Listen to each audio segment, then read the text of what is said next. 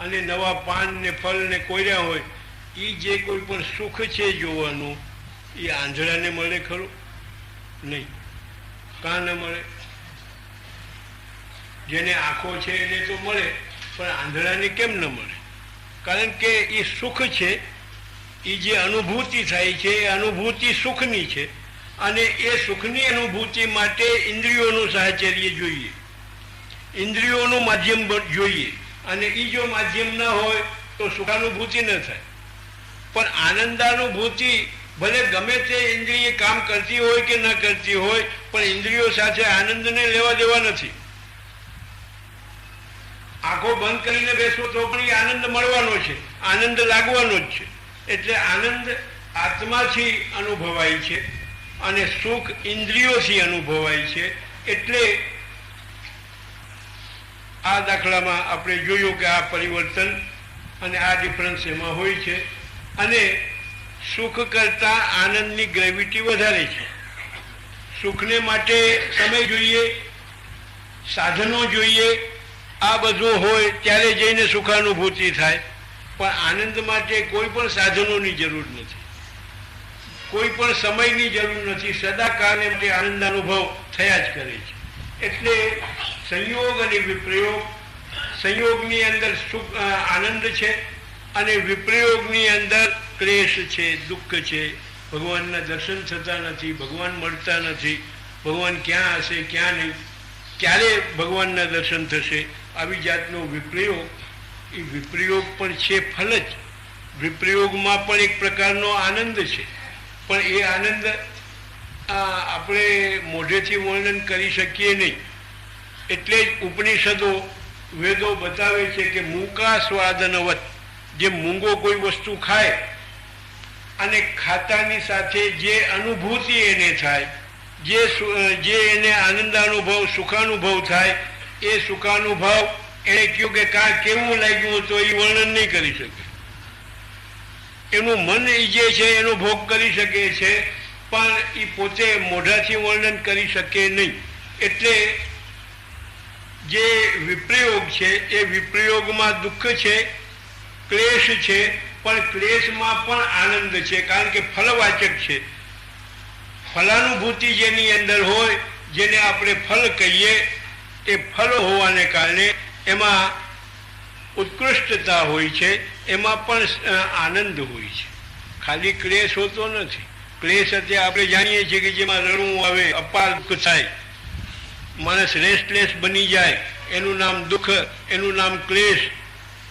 જ્યારે કોઈ મરી ગયો હોય ત્યારે કેવા જે છે માતમ થતા હોય, એનું નામ છે દુઃખ, એનું નામ છે ક્લેશ. પણ એમાં દુઃખ સિવાય કંઈ નથી. અને આમાં નામથી વર્ણનાત્મક રીતે ભલે ક્લેશ કહેવાતો હોય કે દુઃખ કહેવાતું હોય, પણ એક પ્રકારનો આનંદ છે. સિઝન આવે ત્યારે કારેલા ખાવાનો ઘણાને શોખ હોય છે, લગભગ બધાને હોય છે. કારેલામાં શું હોય છે? કડવાણ સિવાય બીજું કંઈ, કોઈ ખટાશ હોય કે કોઈ મીઠાશ હોય કે કોઈ ખારાશ હોય, આવો કોઈ રસ, આવો કોઈ સ્વાદની અંદર નથી. સ્વાદ એક જ છે, કડવાણ. અને એ કડવાણ છે, એ કડવાણ છે એવું કોઈ સમજતું નથી. અને સમજે છે, એ સમજીને સમાચારીને લેવા જાય છે, પૈસા દઈને ખરીદે છે, અને અહીંયા આટલો શ્રમ કરીને વાનગી બનાવે છે અને પછી ખાય છે. તો એ કેમ હોય? જેને આપણે ફલ કહીએ એ તો મીઠું મીઠું ગળ્યું ગળ્યું હોય, એ ફલ કહેવાય કે કડવું ફલ કહેવાય. પણ કારેલાની કડવાશ એ જ ફલ છે. કારેલાની કડવાશ, એમાં જે આનંદ છે એ આનંદ બીજામાં નથી. સંયોગાત્મક જે મિલન થાય અને એ મિલનની અંદર નાયક અને નાયિકાઓનો ઝઘડો થાય અને એકબીજાને બાધે કરે, મારપીટ પણ કરે, એમાં આનંદ હોય. કોઈને મારવામાં આનંદ હોય, કોઈને મેળા ટોળા સંભળાવવામાં આનંદ હોય, પણ એમાં આનંદ છે. એ કોઈ નવદંપતિને પૂછો તો ખબર પડે કે આમાં આનંદ છે, બાધો શું કરવો તમે? પણ તો એ કહે છે કે આ બાજવું નથી, આ મારપીટ નથી જેમાં ઉજવડા થઈ જાય કે એમાં સોજી જાય કે એવો લોહી નીકળે, એવી મારપીટ નથી જેની અંદર હિંસા મુખ્ય હોય. અને જેમાં જે છે દ્વેષ અને વૈરભાવ જેમાં મુખ્ય હોય એમાં મારપીટ હોય ને એ મારપીટમાં તો અહીંયા ઉજવડા થઈ જાય, મારપીટમાં સોજાએ થાય, લોહી પણ નીકળે, બેભાન પણ થઈ જાય માણસ. પણ આની અંદર એવું કંઈ નથી. આમાં એક પ્રકારનો આનંદ છે. અને આનંદ છે એટલું જ નહીં, પણ એનાથી જે સંયોગાત્મક જે કોઈ પણ ભાવ છે એ ભાવ વધે છે. આમ જે ઘટે તો આમ વધે, એવી જાતની એક પ્લે છે. હારવામાં પણ એક આનંદ છે. જીત્યા જ રાખો તો એમાં આનંદ નહીં આવે, 50-50 થઈ જાય. પણ જયારે હારવાનું થાય ને ત્યારે પૂર્ણ આનંદ આવે. રમતમાં એવું છે કે જયારે હાર થાય ત્યારે હારમાં એક આનંદ છે, એમાં એક સુખ છે. એ સુખની પ્રતીતિ, સુખાનુભૂતિ જે રમતા હોય એને ખબર પડે છે કે હારમાં પણ આનંદ છે. જીતમાં તો બહુ ને બધાને આનંદ આવે, જીતને બધા સુખ આને, પણ હકીકતમાં એવું નથી. એટલે સંયોગ અને વિપ્રયોગ ઠાકોરજીના સ્વરૂપના સાક્ષાત જ્યારે સામને દર્શન થતા હોય એ વખતમાં જે આનંદ અનુભૂતિ થાય છે એ જે છે એ સંયોગનું પાસું છે. ઠાકોરજીનું શ્રીઅંગ બે પાસા, જમણું અને ડાબું, એક છે સંયોગ, એક છે વિપ્રયોગ. એમાં કેને આપણે મહત્વ આપીએ, કેને પસંદ કરીએ? નોટ ટુ બી ઇલેક્ટેડ, એની વરણી ન થાય કે આ સારું ને આ નરસું. આ સારું કયો તો બીજું નરસું કેવું જ પડે ને, વગર કઈ થઈ જાય. ના કયો તો કે આ સારું, આ બે વસ્તુ છે એમાં કઈ સારી. તમે જો એમ કહો કે નહીં આ સારું, તો આ નરસું છે એ આપોઆપ સિદ્ધ થઈ ગયું. એટલે ઠાકોરજીના વિગ્રહમાં એક મુખ્ય અને એક ગૌણ એવી ભાવના કરી શકાય નહીં. ના એનો જે ભોગ્ય જે ફલ છે એ ફલની અંદર પણ આ મુખ્ય અને આ ગૌણ એમ થઈ શકે નહીં. ડાબું અને જમણું, એમાં જમણું મુખ્ય અને ડાબું ગૌણ એવું થઈ શકે નહીં. આપણા શરીરમાં એવું કરજોમાં કે આ અંગ મુખ્ય છે ને આ ગૌણ છે ને આ ફલાણું છે ને આ નકામું છે ને આ કામનું છે. અરે બધું કામનું છે. હોલ ધી બોડી એ કામની જ છે. અને કઈ વખતે કયું અંગ અને કયો ભાગ કામ લાગશે એ જીવનારને ખબર પડે છે, કહેનારને ખબર પડતી નથી. એટલે સંયોગ અને વિપ્રયોગ આ સેવામાં એક પ્રકારનો આનંદ છે કે જ્યારે સંયોગ સમય પ્રાપ્ત થાય છે ત્યારે સાક્ષાત ઠાકોરજીના સ્વરૂપનો વિગ્રહના દર્શન થાય છે. એની જે કોઈ સ્વરૂપ માધુરી છે એને નિરખવાનું સૌભાગ્ય પ્રાપ્ત થાય છે. એની જે કોઈ લીલા છે એ લીલાના દર્શન કરવાનું સૌભાગ્ય પ્રાપ્ત થાય છે. અને એની સાથે જ્યારે સંગીતાત્મક એવા કીર્તનો સાથે મળે ત્યારે એ ભાવો આપણા હૃદયને વધારે વિકસાવે છે. પણ જ્યારે ઠાકોરજી અહીં વ્રજમાંથી નંદઘરમાંથી જ્યારે બહાર ગોચારણ માટે પધારે છે ત્યારે બીજી અવસ્થા પ્રાપ્ત થાય છે, એટલે કે વિપ્રયોગની અવસ્થા પ્રાપ્ત થાય છે. અને એ વિપ્રયોગમાં જે નંદરાયજી, યશોદાજી અને વ્રજભક્તો એમને વિપ્રયોગ થાય છે. ઘર છોડીને ગોચારણમાં પધારતા પ્રભુનો વિપ્રયોગ થાય છે. અને ફરી પાછા જે ગોપો છે, સખાઓ છે, ગોવાળિયાઓ છે, પુલંદિનીઓ છે, ભીલ કોમ્યુનિટીની, એ બધા જીવોને ત્યાં એટલે કે ગિરિરાજમાં અને વન પ્રદેશની અંદર એને સંયોગ થાય છે. અહીંયા વિપ્રયોગ થાય તો વहाँ સંયોગ થાય છે. અને જ્યારે ગોચારણ કરીને ઠાકોરજી ઘરે પધારે ત્યારે પેલી પુલંદિની જીવો અને સખાઓ એ બધાને વિપ્રયોગ થાય છે. અને નંદ યશોદાદિક અને જે વ્રજભક્તો છે એ બધાને સંયોગ થાય છે. એટલે સંયોગ વિપ્રયોગ, સંયોગ વિપ્રયોગ, આ જે સ્નેહ છે, ભક્તિ છે, આ ભક્તિનો એક ક્રમ છે, એની સિરિયલ છે. અને એની સિરિયલમાં બે જ વાના હોય, સંયોગ અને વિપ્રયોગ. કાં સંયોગ હોય ને કાં વિપ્રયોગ હોય. અને એ સંયોગ અને વિપ્રયોગનો ક્રમ એકબીજાને વધારે છે. સંયોગાવસ્થાની અંદર જે વિપ્રયોગ છે એ વિપ્રયોગ હોતો નથી, પણ સંયોગ પછી જ્યારે વિપ્રયોગ આવે છે એટલે સંયોગના ભોગ પછી વિપ્રયોગ જ્યારે આવે ત્યારે વિપ્રયોગની ગ્રેવિટી વધી જાય. અને વિપ્રયોગ અનુભવ કરીને જ્યારે સંયોગ પ્રાપ્ત થાય ત્યારે સંયોગની ગ્રેવિટી વધી જાય. એટલે ઉત્તરોત્તર વધતા જાય. ઉત્તરોત્તર વધતા જાય. વેપારીઓ માને છે ને કે પૈસો એક ઠેકાણે રખાય નહીં તો જ વધે, એને ફરતો રાખવો જોઈએ. ઘડીકમાં બેંકમાં તો ઘડીકમાં અહીંયા તિજોરીમાં રાખે તો ઘડીકમાં માલમાં રોકી દે ને ઘડીકમાં માલ વેચી નાખે ને ઉમાંથી ઉમા કાઢે ને ઉમાંથી ઉમા રાખે ને એ વધતું જાય. તો એ જે દ્રવ્ય છે નિધિ છે એ વધે, પણ એકને એક ઠેકાણે ફિક્સમાં મૂકી દે તો કંઈ વધવાનું નહીં, એ એટલું ને એટલું રહેવાનું. એટલે આ તો એક લૌકિક દાખલો છે અને જે દાષ્ટાંત છે અલૌકિક છે. અલૌકિકમાં 100% 100 આના બેસે નહીં, પણ સમજવા માટે આપણને જરા સારું થાય. એટલે સંયોગ અને વિપ્રયોગ આ ઉભય ભાવાત્મક જે છે એ પુષ્ટિ માર્ગની સેવા પ્રણાલી છે. અને એ સેવા પ્રણાલીમાં જ્યારે દર્શન બંધ થાય, ટેરો આવે, ત્યારે વિપ્રયોગનો અનુભવ થાય છે. અને જ્યારે ટેરો ખુલે છે અને દર્શન ખુલે છે, ટેરો દૂર થાય, ત્યારે સંયોગનો અનુભવ થાય. એટલે સંયોગ અને વિપ્રયોગ એ બંને ચાલે છે. આ જ સમયમાં સૌથી પહેલો મંગલાનો સમય છે, જ્યારે ઠાકોરજી જાગે છે.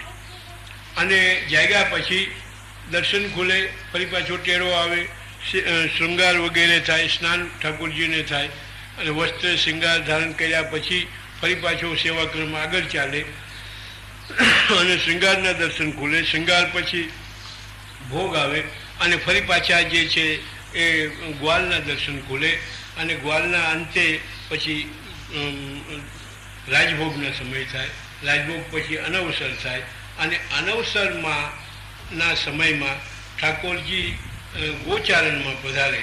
અને ગોચારણમાં પધાર્યા પછી પાછા ઘરે આ પધારે છે. ઘરે પધારે છે ત્યારે જે કોઈ પણ શોભા છે અને વ્રજભક્તો જે વ્રજની અંદર રહેવાવાળા છે, નંદરાયજી, યશોદાજી અને વ્રજભક્તો, એ બધાની જે ઉત્સુકતા છે એ ઉત્સુકતા એટલી બધી વધી જાય છે કે ઠાકોરજી ક્યારે પધારે, ઠાકોરજી ક્યારે પધારે, આવી જાતની ઉત્સુકતા એમની વધતી જાય છે. એટલે કહેવાનો મતલબ કે સેવાની અંતર્ગત સંયોગ અને વિપ્રયોગ ભાવથી સેવાક્રમ થાય છે. ઠાકોરજી સવારના જાગીને વસ્ત્રાલંકાર ધારણ કરી લે અને એ પછી ગ્વાલનો સમય થાય. ગ્વાલમાં ઠાકોરજી ઘૈયા આરોગે. નંદરાયજીના ઘરની સેવા છે. નંદ અને યશોદાદી. નંદ કોને કહેવાય, યશોદા કોને કહેવાય? નંદયતીતિ નંદ. સંસ્કૃતમાં સુબોધિનીમાં મહાપ્રભુજી નંદરાયજી એમાં નંદનો અર્થ બતાવે છે કે નંદયતીતિ નંદ, જે બીજાને સુખ આપે, કોઈ દિવસ દુઃખ ના આપે, કોઈ દિવસ કોઈને ક્લેશ ના આપે, કોઈ દિવસ કોઈને પરેશાન ન કરે, પણ સુખ જ આપે.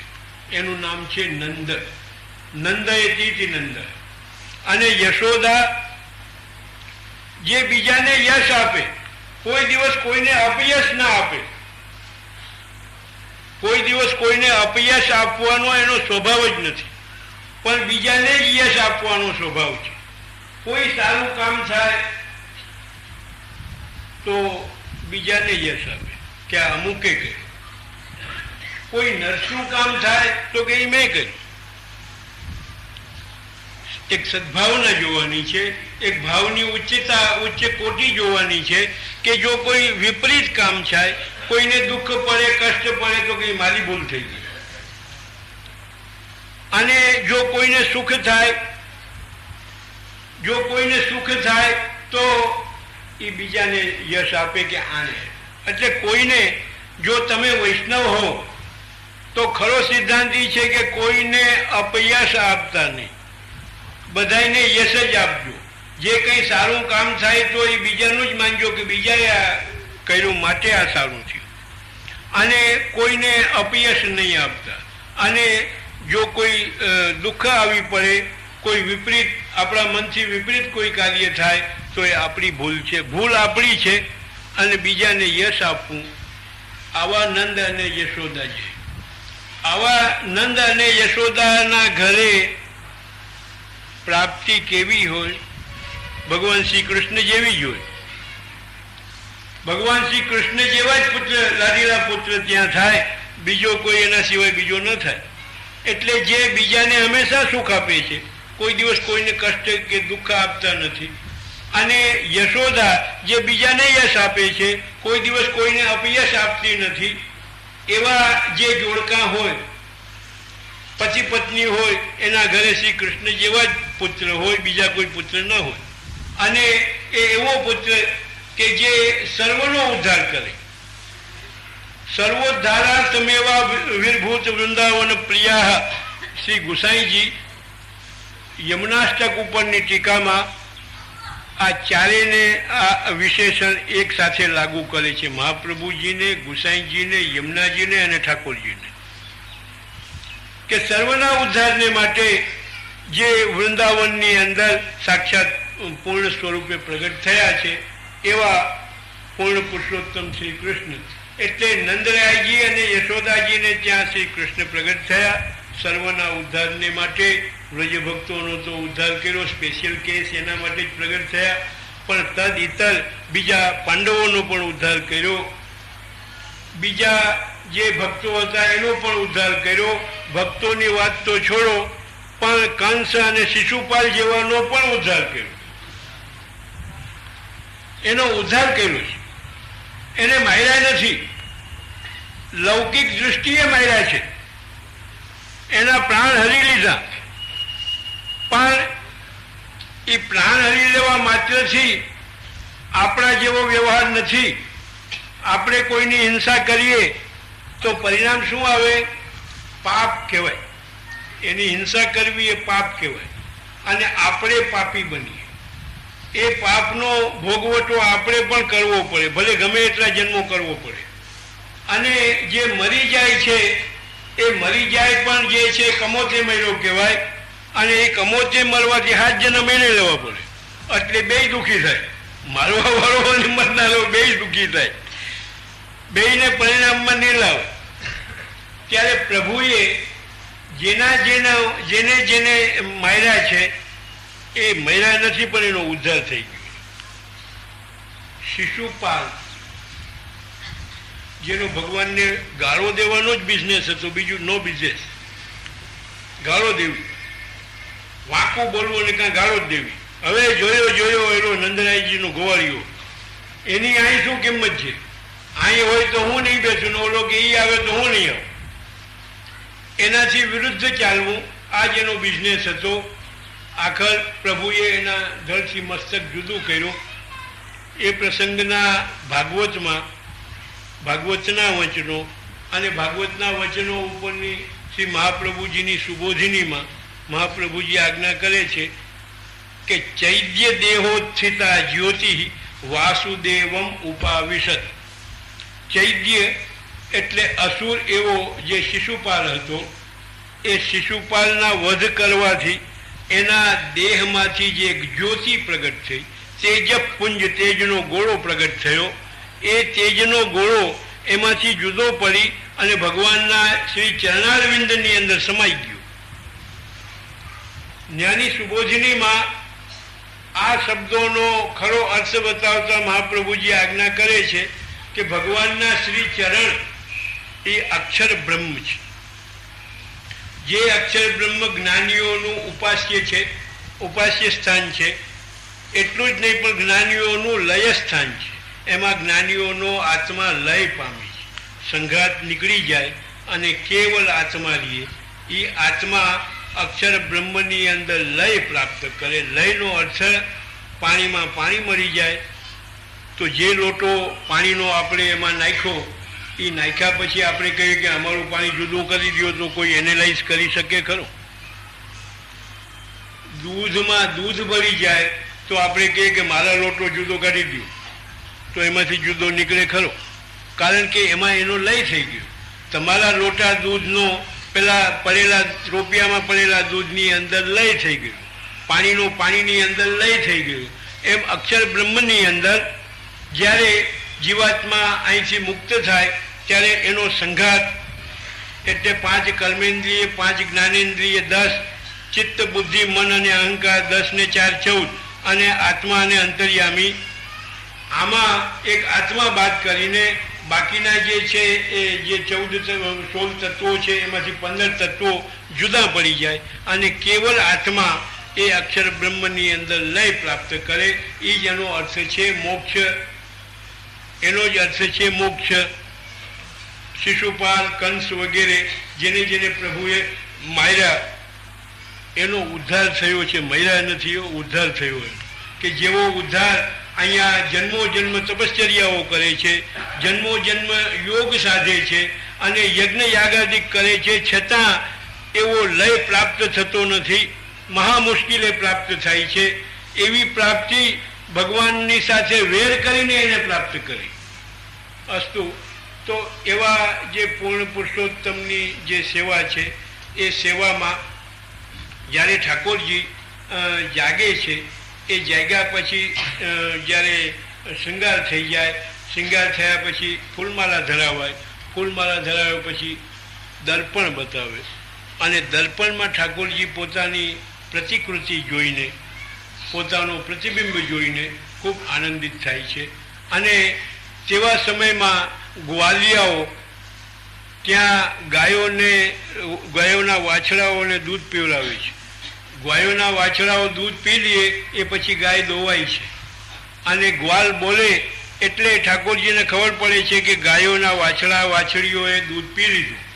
ગાયો પણ સંતુષ્ટ થઈ ગઈ અને હવે જે છે આનંદથી આ ભોગ આપણે આરોગવાનો છે. દર્પણ બતાવતા બહુ ખુશી થાય. એટલે that is the peak time of બ્રહ્મ સંબંધ. બ્રહ્મ સંબંધ કરાવવાનો સારામાં સારો મોકો છે. તમારે કોઈ ઓફિસર પાસે કંઈ કામ લેવું હોય તો એ જાણી લ્યો કે સાહેબ ક્યારે નવરા હોય, રિટાયરિંગ અવર કયો, અને એમાં આખા દિવસમાં વધારેમાં વધારે ખુશી ક્યારે હોય એ સમયમાં જઈને આપણે આપણું કામ મૂકવાનું કે આ કરવાનું છે તો તરત એન્ડોર્સ થઈ જાય કે જઈને વાંધો નહીં જાઓ ઓનલાઈન. પણ એનો મૂડ આઉટ ઓફ મૂડ હોય, થાકેલા હોય કે ખીજમાં હોય અને એ વખતે જો તમે ભટકાઈ ગયા તો થઈ ગયું, કામ તમારું થાય નહીં. એટલે જીવો જે બ્રહ્મ સંબંધ કરાવવાનું છે એનો બરોબર એક્ઝેક્ટ ટાઈમ, સારામાં સારો જો કોઈ પણ ટાઈમ હોય તો તે એક જ ટાઈમ છે કે ઠાકોરજી જ્યારે ગ્વાલ આરોગે ત્યારે એ સમય ઠાકોરજી પ્રસન્ન હોય છે. સ્નાનાદિક થઈ ગયું હોય, વસ્ત્રાલંકારો ધારણ કરી લીધા હોય અને નંદ યશોદાદિક પણ પાસે બેઠા હોય, વ્રજભક્તો પણ આવેલા હોય અને ત્યાં ગાયો પણ, વયોના વાછડા વગેરે પણ ખૂબ પ્રસન્ન થઈને ધાવી લીધું હોય ત્યારે આ પ્રસન્ન થાય અને માખણ વગેરે આરોગે. પુષ્ટિ પુરુષોત્તમને દૂધ વધારે પ્રિય, દહીં વધારે પ્રિય અને માખણ વધારે પ્રિય. એમાં ભગવાન શું જોઈ ગયા છે? એમાં બીજી ઘણા પકવાન છે, ઘણી સારી સારી વાતો છે, એ બધું પ્રિય નહીં. અને આ દૂધમાં દૂધ દહીં ને માખણ આમાં છે શું બીજું? એમાં જે છે એ બીજા કોઈમાં નથી. દૂધ એ રસ છે, દૂધ એ રસ છે. એ દૂધરૂપી રસની 3 અવસ્થાઓ. એક તો દૂધની એક પહેલી અવસ્થા, એ જ પદાર્થ દૂધની બીજી અવસ્થા છે દહીં, અને એ દહીંરૂપી દૂધરૂપી જે પદાર્થ છે એની ત્રીજી અવસ્થા છે માખણ. છે એક જ પદાર્થ, દૂધ જ પદાર્થ છે જે રસરૂપ છે. તો રસ અને સ્નેહ અને ભક્તિ એ ત્રણે સમાનાર્થક શબ્દો છે. ભક્તિ પણ રસ છે, ભક્તિ રસાસ્વાદન વાદ એ વાદ છે અને એમાં ભક્તિ એ રસ છે એ સિદ્ધ કર્યું છે. એટલે ભક્તિ એ રસ છે અને ભક્તિ એ રસ હોવાથી દૂધ પણ ભક્તિ રૂપી રસ છે અને એ રસની પહેલી અવસ્થા છે પ્રેમ. બીજી અવસ્થા છે જેને આસક્તિ કહીએ છીએ, ધેટ વી કોલ ધી દહીં. અને એની ત્રીજી અવસ્થા છે, શ્રેષ્ઠ અવસ્થા છે, જેને ફલ કહીએ એવી અવસ્થા છે માખણ. હકીકત શું છે કે દૂધમાં, સાયન્ટિફિકલી દૂધમાં જે એસિડિક રિએક્શન થાય ત્યારે દહીં કહેવાય. દૂધ એ લિક્વિડ ફોર્મ છે, પ્રવાહી રૂપ છે અને એ પ્રવાહી રૂપ એનું પહેલું પ્રવાહી રૂપ છે. પણ એ પ્રવાહી રૂપ તો ગમે ત્યારે ઢોળાઈ જઈ શકે, નાશ થઈ શકે, વિકૃત બની શકે. પણ એ નાશ ન થાય, વિકૃત ન થાય, એના માટે થઈને એને જો જમાવી દેવામાં આવે તો એક સ્થિતિસ્થાપકતા એમાં આવી જાય છે, જેનું ફોર્મેશન બને છે દહીં, ધી કર્ડ. પહેલું મિલ્ક, પછી કર્ડ. એટલે એ એક એવી અવસ્થા પ્રાપ્ત કરે છે કે પછી ઢોળાય નહીં, લિક્વિડિટી ઓછી થઈ જાય અને કંઈક ઘનતા પ્રાપ્ત કરે. એટલે સ્નેહની પણ અવસ્થા છે, પ્રેમ જે દૂધની અવસ્થા લિક્વિડ રૂપમાં છે. બીજી અવસ્થામાં એ દહીં બને ત્યારે આસક્તિ કહેવાય. સ્નેહ એ આસક્તિ દશામાં પહોંચે અને દહીં પણ વિકૃત થઈ શકે છે, દહીં પણ નાશ પામી શકે છે. પણ જ્યારે એ પોતે જ્યારે માખણનું રૂપ લઈ લે એ પછી ઢોળાતું નથી. અને ખબર છે ને, ઓલા છાશમાં જ રહીએ, પાણીમાં જ રહીએ. છાશનું જે પાણી હોય છે એ પાણીમાં જ માખણ રહીએ છે અને 8-8 દિવસ સુધી રહીએ છે. પછી તાવો ને કે રોજ તાવો, 8 દિવસે તાવો, મંગળવારે તાવે, રોજ ભેગું થાય, મંગળવારે તાવે અને મંગળવારે તાવીને ઘી બનાવે, પછી સેલ થાય. એટલે માખણ બન્યા પછી એ છાશ રૂપી જે સંસાર છે એમાં રહી શકે છે. ભાવને જાળવી રાખવો હોય તો બહુ મુશ્કેલ છે. ઘણા દુસ્સંગ લાગે તો બીજી અનેક વાતો થાય અને ભાવરૂપી જે પ્રેમ છે નષ્ટ પણ થઈ શકે છે, નાશ પામી જાય. અને નાશ પામી જાય તો ક્યાંય નહીં, ન ઇધર કે રહે ન ઉધર કે રહે. એટલે એની જો પ્રોસેસ આગળ વધે સ્નેહની, કે પ્રેમમાંથી આસક્તિ બની જાય અને આસક્તિમાંથી જ્યારે વ્યસન બની જાય પછી માખણનું રૂપ લઈ લે. કહેવાનો મતલબ કે હું સમજાવવા એ જઈ રહ્યો છું કે આપણી જે ભાવનિધિ છે એ ભાવનિધિ જ્યારે વ્યસન દશા સુધી પહોંચી જાય એ પછી વિકૃત ન બને, નષ્ટ ન થાય, એવી ને એવી રહે. એટલે ઠાકોરજીને આપણા હૃદયમાંથી ઉત્પન્ન થયેલો એવો જે સ્નેહ છે, કે જે સ્નેહ પ્રેમ આસક્તિ અને વ્યસન સુધી પહોંચે એવો પુષ્ટિ ભક્તિ રૂપી સ્નેહ ઠાકોરજીને બહુ પસંદ છે. માખણ એટલે માખણ નહીં, ફિઝિકલ માખણનો અર્થ કંઈ નથી, પણ માખણ રૂપી આપણો જે હૃદયનો કોમલ ભાવ છે, જેને પુષ્ટિભાવ કહીએ, એ પુષ્ટિભાવ, માખણ રૂપી પુષ્ટિભાવ ઠાકોરજીને પ્રિય છે. એટલે એ ઠાકોરજી વધારે જે છે એ પસંદ કરે છે. અને એટલા જ માટે ભગવાન ચોરી કરે છે.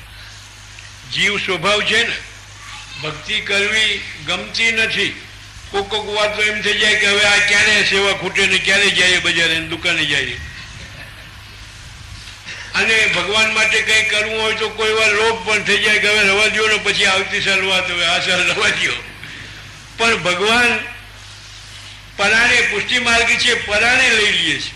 અને પરાણે લઈને પણ એટલે ચોરી એટલા માટે કરી કે ના આપતા હોય છતાં નહીં લેવું એનું. ઓમ તો નહીં આપે, જાણતા હોય ને કે આમ તો લોભિયા છે, નહીં દે, પણ ધરાર પરાણે લઈ લેવું એ માટે ભગવાન ચોરી કરે છે. અને શુદ્ધ ભાવરૂપી જે માખણ છે એ માખણ ઠાકોરજીને પ્રિય થયું હોઈને એનો સ્વીકાર કરે છે. એટલે બેસ્ટ પીરિયડ આખા દિવસમાં એ સમય છે કે તે સમયે ઠાકોરજી પ્રસન્ન હોય. અને પ્રસન્ન હોય એ વખતે જો કોઈ આચાર્ય કોઈ એક જીવને ત્યાં લઈ જાય અને ત્યાં લઈ જઈને ઠાકોરજી સાથે જો ઠાકોરજીને સમર્પણ કરાવે કે હું આપનો દાસ છું, હું આપનો દાસ છું એમ કહીને તુલસીપત્ર સમર્પણ કરે તો ઠાકોરજી એવા જીવનો જરૂર સ્વીકાર કરે. અને એ સ્વીકાર કર્યા પછી એની ભક્તિ જે છે એનો કોટો ફૂટે. ભક્તિની ઉત્પત્તિ ન થાય, ભક્તિ તો પહેલાં જ હોય છે, પણ એનો કોટો ફૂટે ત્યાર પછી દિવસ ગણાય ને. 90 દિવસ એ પછી ગણાય ને, કોટો ફૂટ્યા પછી, કે વાં વખાલમાં વાં પડ્યો હોય બિયારણ, ત્યાંથી 90 દિવસ ગણાય. 90 દિવસ કોટો ફૂટે, ત્યાંથી વાવણી કરી હોય ત્યાંથી 90 દિવસ કહેવાય કે 90 દિવસે થાય ક્રોપ્સ. એટલે એવી જાતનું જ્યારે સમર્પણ કરે એ પછી એ ભક્તિની દશા વધતી જાય એટલે કોટો ફૂટે. એ કોટો ફર્યા પછી પ્રેમ આસક્તિ અને વ્યસન સુધી જ્યારે ભાવ પહોંચે, ભક્તિ પહોંચે, ત્યારે એને ફલ પ્રાપ્તિ થાય. એટલે એ રીતે ઠાકોરજીને સમર્પણનો મુખ્ય સમય એ આ સમય મુખ્ય છે. તેથી જ સમર્પણ બ્રહ્મ સંબંધ દીક્ષા સવારના પોરમાં આ સમયમાં આપવામાં આવે છે, રાજભોગ પછી આપવામાં આવતી નથી. અસ્તુ. તો એવા શ્રી ઠાકોરજી જ્યારે ગોચારણ કરીને પાછા ઘરે પધારે છે એ સમય ઉત્થાપનનો સમય કહેવાય. અને એ ઉત્થાપનના સમયમાં એક જે છે એ આપણે પદ સાંભળવા માગીએ છીએ કે જે સુરદાસજી એ પદ બતાવે છે અને તે છે પૂર્વી ઠાઠનો આ એક રાગ છે. અને અવળવ સાળવ એ નામની જાતિ છે. ગંધાર અને ધૈવત એ આરોહની અંદર વર્જ્ય ગણવામાં આવે છે. આ છે ક્લાસિકલ વસ્તુ, પણ છે એને હું સમજાવું તો તમને કંઈક વધારે રસ પડે. અને અવરોહની અંદર ગંધાર એક જ સ્વર વર્જ્ય છે, બીજા બધા સ્વર લાગે છે. વાદી સ્વર રિષભ છે અને સંવાદી પંચમ છે. અને આ રાગ શ્રી રાગથી મળતો જુલતો છે. ગીતનું લક્ષણ સંગીત શાસ્ત્રમાં એવું બતાવે, સરસમ ચૈવ સરાગમ મધુરાક્ષરમ સાલંકારમ પ્રમાણંચ સર્વિધમ ગીત લક્ષણમ. ગીત કોને કહેવાય? ગીત કેવું હોવું જોઈએ? ગીત એક તો માધ્યમ છે. ગીતના માધ્યમથી સાંભળનારના હૃદયને સ્પર્શ કરે છે અને એ હૃદયની અંદર રહેલા જે ભાવો છે અને એ ભાવોમાં પણ જે ભાવ રાગનો છે અને ગીતનો જે ભાવ છે એ ભાવ એમાં ઉદ્દીપ્ત કરવો છે. એ ભાવ એમાં ઉદ્દીપ્ત કરવો છે. રાગ તો ભાવ તો નવે નવ હૃદયની અંદર, આપણી હૃદયની અંદર હોય, પણ જે સમયે જે જાતનું ઉદ્ભેદક જે છે એ ભાવ પ્રદર્શિત કરવામાં આવે એને સાંભળવાથી એવી જ જાતનો ઉદ્બોધક જે છે એ ભાવ પ્રગટ થાય. વાત્સલ્ય રસ તો માના હૃદયમાં અને પિતાના હૃદયમાં વાત્સલ્ય રસ તો હોય, પણ એક પીક ટાઈમ એવો છે કે એનું જનક માતા પોતાનું જે બાળક હોય એને ગમે ત્યાંથી લાવીને ખોળામાં મૂકી દો, જોઈ લ્યો વાત્સલ્ય રસ કેવો પ્રગટે છે. આંખમાંથી આંસુડા વહેવા માંડે, સ્તનમાંથી દૂધ જે છે એ વહેવા માંડે, એના ઉપર હાથ ફેરવે, ખુશી ખુશી થઈ જાય. એનું નામ વાત્સલ્ય રસ છે. પણ એ વાત્સલ્ય રસ આપણો શાંત હોય છે. જ્યારે સંતાનને જોઈએ અને આપણા ખોળામાં આવે, જ્યારે આપણે હાથ ફેરવીએ ત્યારે જ પ્રગટ થાય, પણ પછી ઓછો થઈ જાય, ટકાવારી પર્સન્ટેજ ઓછા થઈ જાય. એટલે એ જાતનું જે ગીત છે એ ગીત પહેલાં તો સુસ્વરમ એટલે 7 સ્વર ખરા, પણ 7 સ્વર જે સ્વર નીકળે એ શુદ્ધ નીકળે. એક કણ પણ એમાં ઓછો કે એક કણ પણ વધારે ન હોય, સુસ્વરમ. અને સરસમ રસ સહિત હોવું જોઈએ. એ સ્વરમાં પણ એક રસ છે, એ રસ સાથેનો હોવો જોઈએ.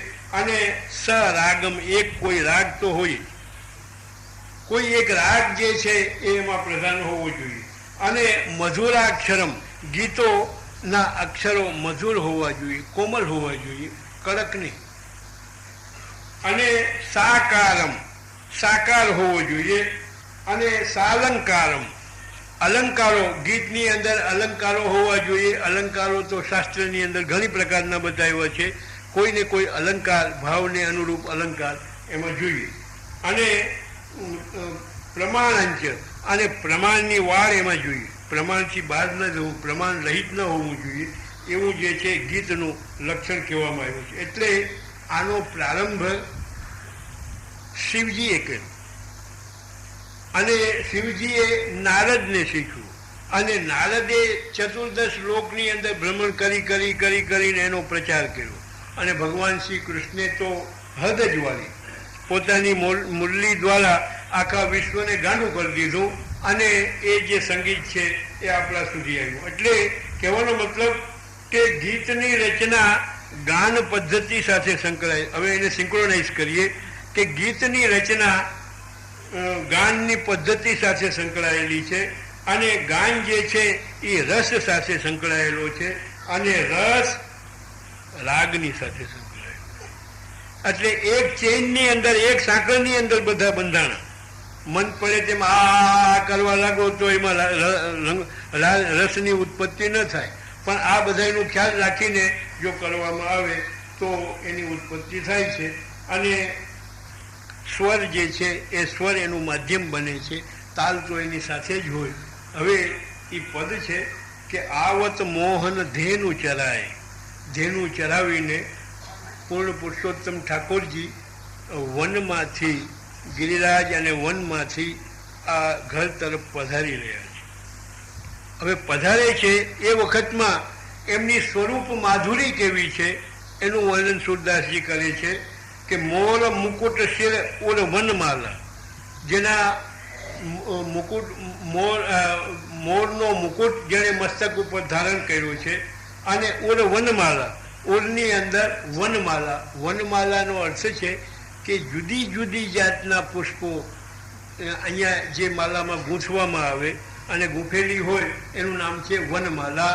અને આ પાદ લંબીની ભાગવતકાર બતાવે છે કે પગ સુધી લાંબી, અહીંયા સુધીની નહીં પણ પગ સુધીની જે લાંબી હોય અને જેમાં 3 થાકો હોય, એક મધ્યમાં અને એક 2 સાઈડમાં, એવા 3 થાકવાળી એવી જે વનમાલા છે એ જેણે ધારણ કરી છે.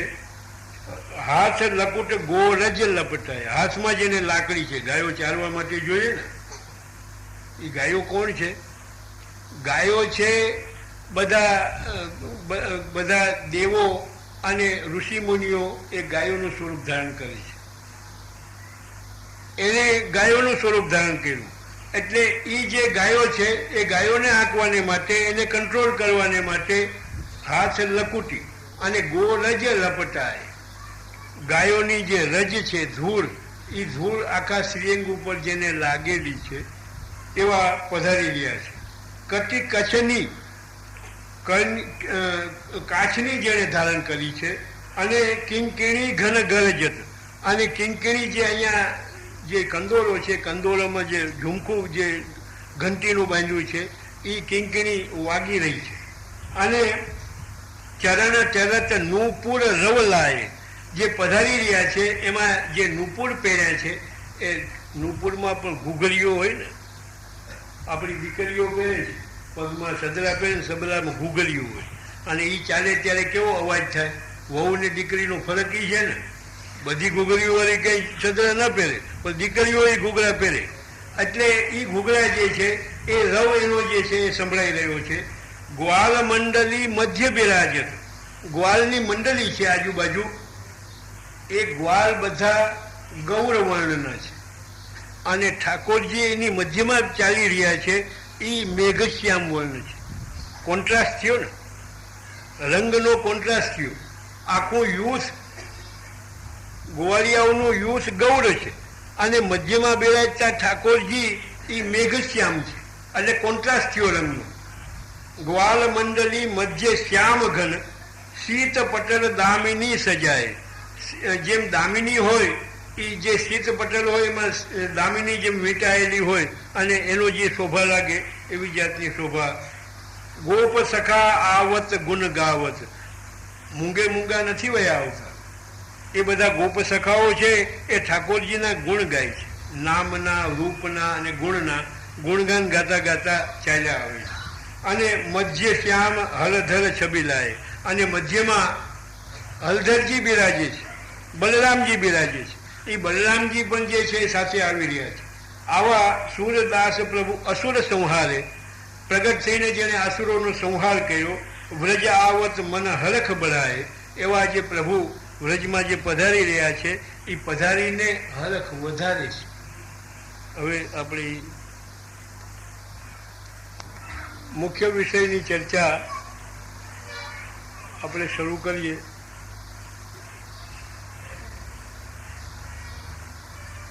ત્રણ દિવસની ચર્ચામાં આપણી ચર્ચા અહીં સુધી પહોંચી છે.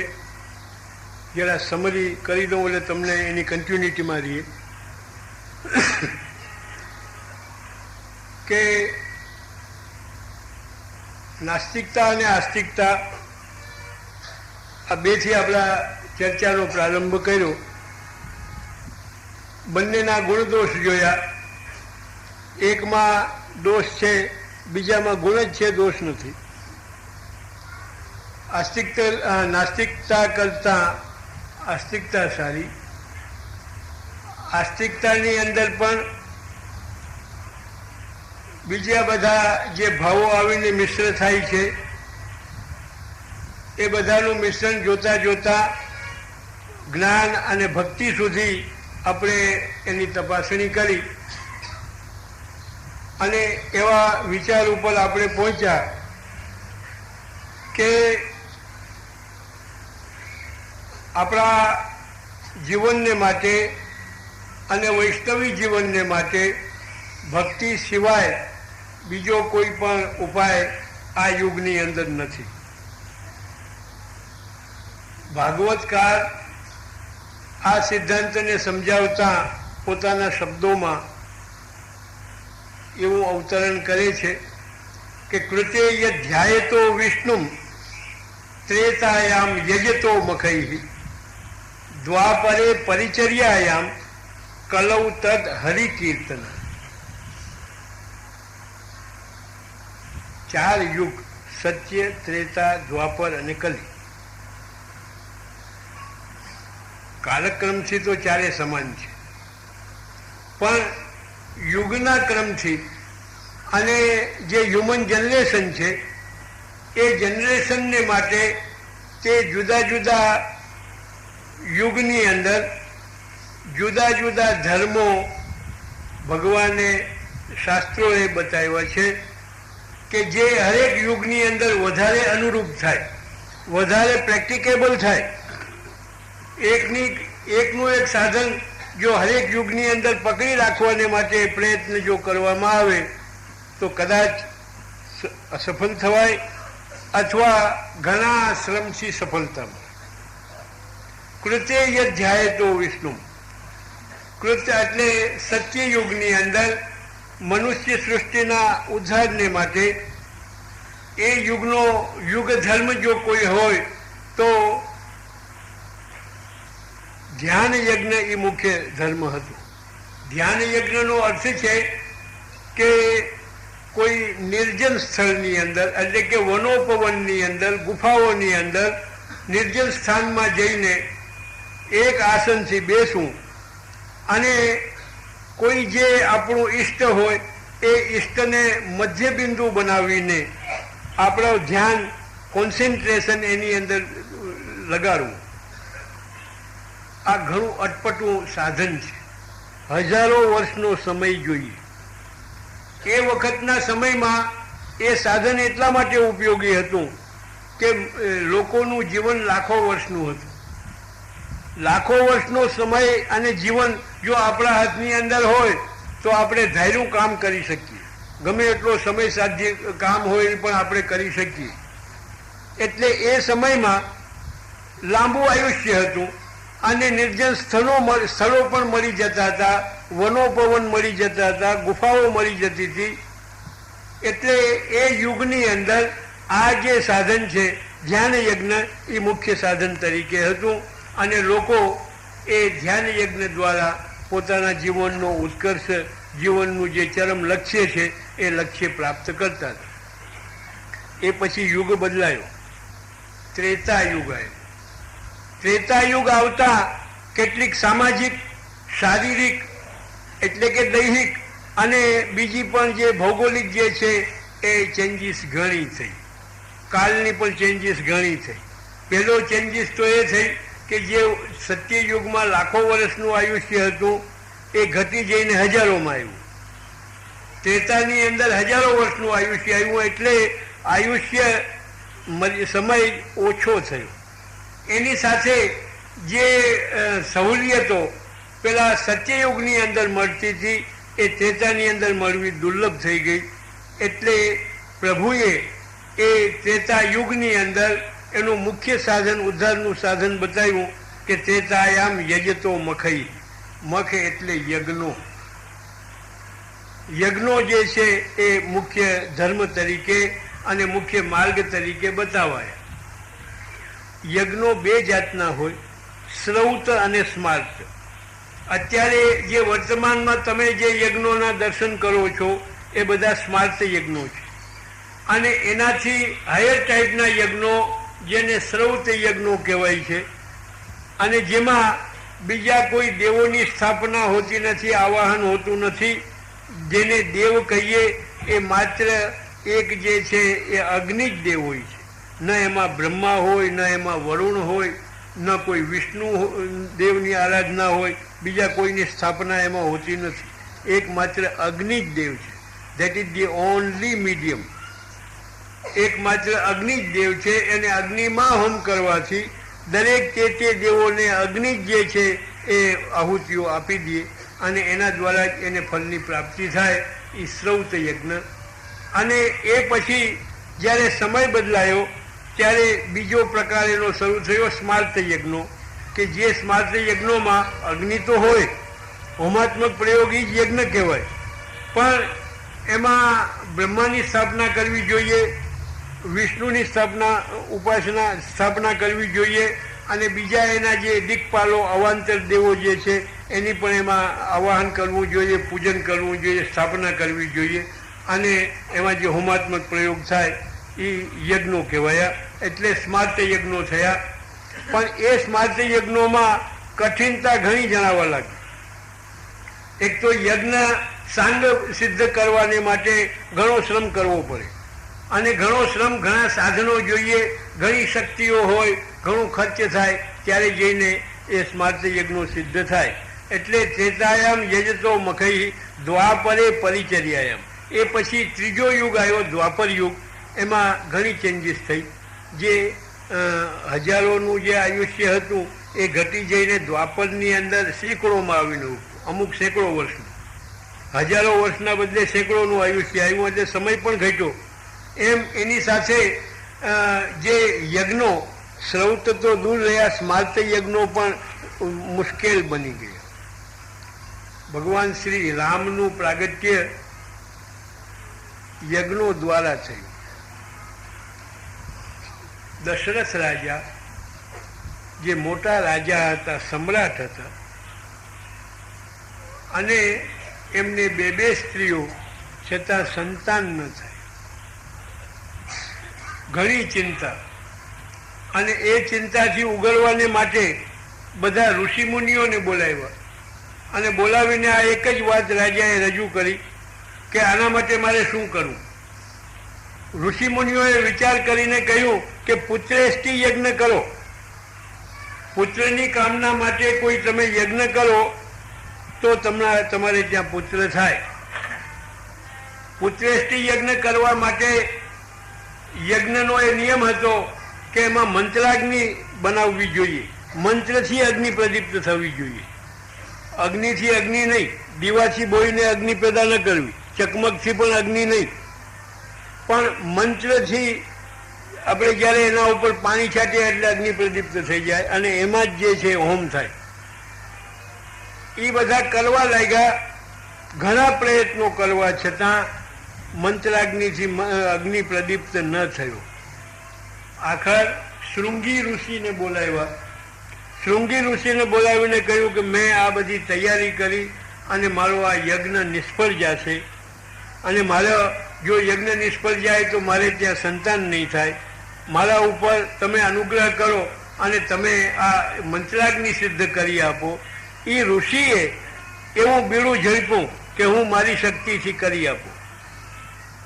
આ દ્વાપરના અંતમાં છેલ્લો યજ્ઞ થયો કે જેમાં મંત્રાગ્નિથી અગ્નિ સિદ્ધ થઈ, અને યજ્ઞના અંતે યજ્ઞદેવ પ્રગટ થયા અને વરદાન માગવાનું કહ્યું. વરદાનમાં આને કહ્યું કે આપના જેવો પુત્ર થાય.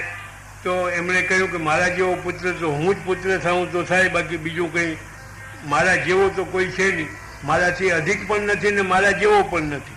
એટલે એ જે પુત્ર થયા એ ભગવાન શ્રી રામ.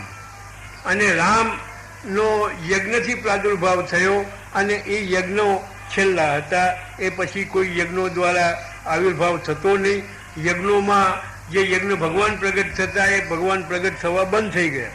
એટલે શ્રૌત યજ્ઞ પહેલા બંધ થયા, પછી સ્માર્ત યજ્ઞો પછી બંધ થયા, પછી દ્વાપરની અંદર દ્વાપરે પરિચર્યાયામ યાગની શરૂઆત થઈ. શ્રૌત યજ્ઞ, સ્માર્ત યજ્ઞ અને યાગ. યાગ એટલે કોઈ એક ઉત્કૃષ્ટ દેવ જેને આપણે ઈષ્ટદેવ તરીકે માનીએ એવા ઈષ્ટદેવની આવાહન થાય, એની સ્થાપના થાય અને એના જે અંગભૂત દેવો હોય એ અંગભૂત દેવોની પણ મંડળ કરીને એની સ્થાપના થાય, આવાહન થાય અને એની સામે એની પૂજા થાય. પૂજા ઘણી રીતે થાય. પંચોપચારથી પણ પૂજા થાય, દ્વાદશોપચારથી પણ થાય, 16ઓપચારથી પણ થાય, શતોપચારથી થાય, સહસ્રોપચારથી થાય. એટલે શતોપચારનો અર્થ છે 100 વાતો, 100 વસ્તુઓ જેમાં જોઈએ પૂજામાં, એવી પૂજા. સહસ્રોપચાર એટલે 1000 વસ્તુઓ જેમાં જોઈએ એ સહસ્રોપચાર પૂજા. અને એનાથી વધારે રાજોપચાર, એમાં કોઈ પાર જ નહીં એટલી વસ્તુઓ જેમાં જોઈએ એવો જે કોઈ યાગ છે એ યાગનો પ્રારંભ થયો. અત્યારે પણ થાય છે વિષ્ણુ યાગ. વિષ્ણુ યાગ એ નામથી યાગ થાય છે અને બીજા પણ જે છે ઈષ્ટના ભેદથી બીજા યાગો પણ થાય છે. એટલે એનું જ નામ છે પૂજા માર્ગ. એનું જ નામ છે પૂજા માર્ગ, જેમાં પૂજા દ્વારા એમાં જેમાં યજન થયું હોય, ઉપાસના થતી હોય એ યાગો દ્વાપરે પરિચર્યાયામ. અને એ પછી જ્યારે સમય બદલાયો, યુગ બદલાયો, કલિયુગ આવ્યું. જે કલિયુગની અંદર આયુષ્ય મર્યાદા સાવ ઘટી ગઈ અને હજી ઘટતી આવે છે, ડિક્રીઝ જ થતી આવે છે. છેલ્લી વસ્તી ગણતરી થઈ એમાં એનો ક્યાસ કાઢવામાં આવ્યો કે માણસની આયુષ્ય મર્યાદા 35 વર્ષમાં આવીને ઊભી છે. આજથી 3 દાયકા પહેલા હજી કંઈક 50-60 તો હતી, પણ હવે 35 જ અંકાઈ. 35માં બધો ખેલ પૂરો, નાટક પૂરું બધું. જનરલી કોઈ હેલ્ધી હોય અને કોઈ સારો ભાગ્યશાળી હોય ને વધારે જીવે એ વાત જુદી, પણ એવરેજ 35ની આવે છે. એટલે સમયની મર્યાદા ઘટી. વન ઉપવન આજે ક્યાંય ન મળે, બધે હોશ વળી ગયો. અને વનોપવન તો દૂર રહ્યા, ગોચર ભૂમિ પણ ન રહી, બધું સાફ થઈ ગયું. એવા સમયમાં ના વનોપવન રહ્યા, ના ગુફાઓ રહી.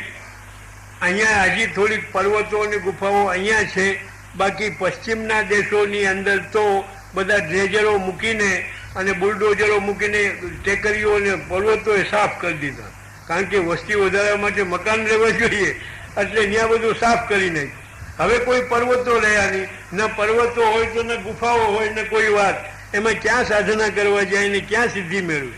એટલે દ્વાપરે પરિચર્યાયામ કલૌ તદ હરિકીર્તન. અને જીવન સાયકોલોજીકલી જોઈએ તો અશાંત બની ગયું, નાસ્તિકતા વધી ગઈ. એટલે જે આસ્તિકતાના તત્વો જે આપણા જીવનમાં જોઈએ એ દુર્લભ થઈ ગયા અને નાસ્તિકતાના તત્વો વધી ગયા.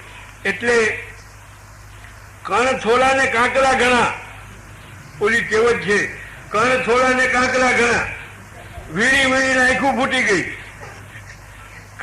કણ બહુ ઓછા થઈ ગયા અને પછી તો આટલા ગયા. આખું સુપડું ભરીને લીધું તો એમાંથી કણ એટલા નીકળ્યા, બાકી કાંકરા જ વધારે. એટલે કણ થોડા ને કાંકરા ઘણા, આવી સ્થિતિ આવીને ઊભી રહી. એવા સમયમાં આત્મોદ્ધારને માટે કયો સાધન જોઈએ એ ત્યાં ભાગવતકાળ બતાવે છે. કલૌ તદ હરિકીર્તના. ભગવત ભક્તિ આ એક જ એવું સાધન છે કે જે દુસ્તર કાળની અંદર બિલકુલ વિપરીત કાળની અંદર પણ લોકોના જીવનનો ઉત્કર્ષ કરી શકે, લોકો સાધી શકે. અને સમયને અનુરૂપ એવું જો કોઈ સાધન હોય તો એકમાત્ર ભક્તિ છે. ભક્તિ પણ દ્વિવિધ છે. એક તો મર્યાદા ભક્તિ અને બીજી પુષ્ટિ ભક્તિ. આ બે ભક્તિ જે છે એના દ્વારા આપણા જીવનનો જે છે એ સુમાર્ગ ઉદ્ધાર આપણે પ્રાપ્ત કરી શકીએ. ઉદ્ધાર કઈ રીતે થાય? જિજ્ઞાસુઓ પૂછે છે કે આ યુગમાં અમારા માટે ઉદ્ધારનું સાધન કયું? સાધનનો વિચાર જ્યારે કરીએ ત્યારે 3 વસ્તુ સાથે મળે ત્યારે એક ફલ સિદ્ધ થાય. સત્સંગ કરવો છે તો સત્સંગમાં કથા અને પ્રવચનની અંદર 3 વસ્તુ જોઈએ ત્યારે પ્રવચન સિદ્ધ થાય કે શ્રોતા, વક્તા અને શાસ્ત્ર, આ 3 સાથે મળવા જોઈએ તો સત્સંગ થાય અને એ સત્સંગ લાભ કરતા થાય. શાસ્ત્ર હોય અને વક્તા હોય પણ શ્રોતા ન હોય તો અહીં કોઈ ન હોય ને હું એકલો બેઠો હોઉં ને બળબડ બળબડ કર્યા રાખું તો એનો અર્થ કઈ નહીં. શ્રોતા હોય પણ કોઈ વક્તા ન હોય તો કેટલીક વાર બેસો, કંટાળીને ભાગી જાવ, ઉઠો ઉઠો ચાલો, પેલા તો કોઈ આવે જ નહીં. એટલે શ્રોતા છે, વક્તા છે અને શાસ્ત્ર, આ 3 સાથે મળે ત્યારે શાસ્ત્ર ચર્ચા થાય અને એક નિર્ણય ઉપર પહોંચાય અને આપણો જે સન્માર્ગ શું છે એનું આપણને જ્ઞાન થાય. કોઈ માણસ બીમાર પડે અને એને સાજા તાજા થઈ જવું હોય તો શું જોઈએ? ડોક્ટર, દર્દી અને દવા 3 સાથે મળે ત્યારે સ્વાસ્થ્ય લાભ થાય, એ વિના લાભ ન થાય. એવી જ રીતે સંગીતનો જો આનંદ લેવો હોય તો પણ સંગીતનો આનંદ જે છે એ સ્વર, ગાયક, સ્વર અને સાજ, આ 3 જ્યારે સાથે મળે ત્યારે જઈને સંગીતનો આનંદ પ્રાપ્ત થાય. આજે પરિસ્થિતિ એ થઈ ગઈ કે ગુરુ જે છે એ આંધળા થઈ ગયા અને શિષ્યો બધા બેરા થઈ ગયા, બમ ડમ. આંધળા કેમ થયા? જ્ઞાન અને ભક્તિની 2 આંખો છે, જ્ઞાન અને ભક્તિ. આ જ્ઞાન અને ભક્તિ ન રહી એટલે એમ અંધત્વ આવી ગયું અને જે શ્રોતાઓ હતા એ શ્રોતા બેરા થઈ ગયા. બેરાપણું 2 જાતનું, એક જન્મથી અને એક રોગથી. રોગથી હોય સારું, હજી કંઈક દવા દારૂ થાય, કાન ધોવડાવો કરો, કંઈક ટીપા ઉપર નાખો તો કંઈક સુધરી જાય, નહીં તો ઓલું હિયરિંગ એડ આવે છે ને એ પણ લઈ લેવાય. પણ જો જન્મની બેરાઈ હોય તો હિયરિંગ એડ પણ કામ ન કરે. બહુ તપાસ કરી, એની ગ્રેવિટી તપાસી, ડોક્ટરોએ, ટેકનિશિયનોએ કહી દીધું કે તમને કોઈ પણ હિયરિંગ એડ લાગુ નહીં થાય. ગમે એટલું ફૂલ વોલ્યુમ મૂકી દો તો એ તમને સંભળાવવાનું નથી. કારણ કે શ્રવણ પણ ઇન્દ્રિયો છે ને, એ ઇન્દ્રિયો અંદરની જ્યારે ખલાસ થઈ જાય એટલે ડિસકોન્ટેક્ટ જ્યારે થઈ જાય પછી ગમે એટલી દવા કે ગમે એટલા હિયરિંગ એડના સાધનો એને સાંભળવાની શક્તિ આપે નહીં. એટલે આ દશા શ્રોતા અને વક્તા આ 2ની પ્રાપ્ત થઈ. હવે એવા સમયમાં આપણું જે છે એ જેને જન્મ બધિર કહીએ એ તો આસુરી કહેવાય. આસુરી તત્વો જેમાં વધારે થઈ ગયા હોય એ જન્મ બધિર કહેવાય. એને સાંભળવાનું મળે નહીં. આવા સંજોગોમાં આપણો ધર્મ શું, આપણું કર્તવ્ય શું? ઘણા લોકો કહે છે કે એમાં કર્તવ્ય અને સમજવાની ચર્ચા કરવાની જરૂર શું છે?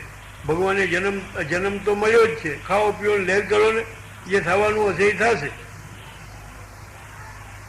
એક શાયર કહે છે કે जिसका मकसद हो बस जिए जाना, जिसका मकसद हो बस जिए जाना, वो कोई जिंदगी नहीं होती. એ કોઈ જીવન નથી કે જે જીવનનો એવો જીવો કે બસ જીવે જ જાઓ. એક દિવસ ઘડિયાળ બંધ તો થવાની જ છે, થઈ જાય ત્યારે કઈ ખબર એ બીજાને ને મરવાવાળાને ઉપાડવાવાળાની શું પીડા? મરવાવાળાને ઉપાડવાવાળાની પીડા ન હોય. ઓલા હાંફી જાય કે આને લઈ કેમ જાઓ, એમ કેમ પુગાડવો કેમ, એ ચિંતા મરનારને ન હોય. અરે जिसका मकसद हो बस ये जाना, वो कोई जिंदगी नहीं होती. 3 પ્રકારના લોકો જીવન આપણા સમાજની અંદર જોવા મળે. સંસ્કારી બનવું એ શ્રીમંત બનવા કરતા વધારે ઉત્તમ છે અને ઘણું મુશ્કેલ પણ છે. પરંતુ વગર સંસ્કારનું જે શ્રીમંત જીવન છે એ એક જાતની ગરીબી જ છે, સાંસ્કારિક ગરીબી છે કે વગર સંસ્કારે શ્રીમંત બની જવું. બની તો જવાય, ઘણા ભાગ્યથી બની જાય છે, પણ મુવા વાંકે જીવવા જેવું. ન તો ખાઈ શકે, ના એને ઊંઘ આવે, ન ક્યાંય ધંધામાં ફાવટ હોય, પૈસા હોય એના ઉપર જીવતા હોય, એટલે એવા જીવનનો કોઈ મતલબ ન કહેવાય. એટલે એમાં લાખો રૂપિયા કમાઈ લે માણસ, ડિગ્રી મેળવી લે અને જીવનમાં લાખો રૂપિયા ખર્ચે પણ ખરો, પણ સંસ્કાર મેળવવાને માટે કંઈ કર્યું? કંઈ કર્યું? તો લાખો કમાઈ લેવા એ જ માત્ર જો જીવનનું ધ્યેય હોય તો जिसका मकसद हो बस जिए जाना वो कोई जिंदगी नहीं होती. ત્રણ પ્રકારના જીવો આપણા સમાજમાંથી આપણે ગોતીએ તો મળી આવે. એક છે પામર જીવો, બીજા વિષયી જીવો, ત્રીજા જિજ્ઞાસુ જીવો અને ચોથા સંત. આ ચારમાંથી જિજ્ઞાસુ અને સંત આ બે જે છે એ શ્રેષ્ઠ ગણાય. એમાં સંતની તો શું વાત કરવી, પણ જિજ્ઞાસુ પણ જો થાય તો એ જિજ્ઞાસુ કોઈ સંસ્કારો વિના થવાતું નથી. અને પામર અને વિષયી એમાં એ બનવા માટે કોઈ વિશેષ શ્રમની જરૂર નથી, કોઈ વિશેષ